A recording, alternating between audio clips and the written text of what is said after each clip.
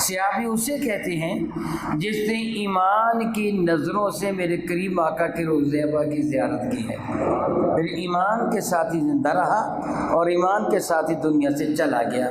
یہ صحابی کی ڈیفینیشن ہے شرعاً۔ ویسے تو اس کا معنی ہوتا ہے نا کہ پاس رہنے والا، صاحب،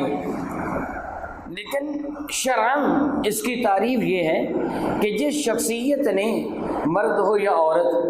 ایمان کے ساتھ میرے نبی کی زیارت کی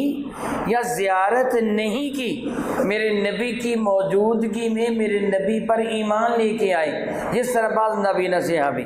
انہوں نے آنکھوں سے زیارت تو نہ کی لیکن عادتیں،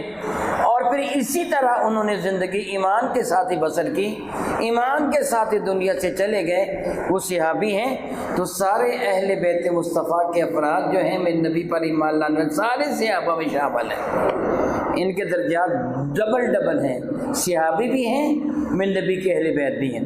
تو ان پر اللہ تعالیٰ سب پر بے شمار رحمت نازل فرمائے۔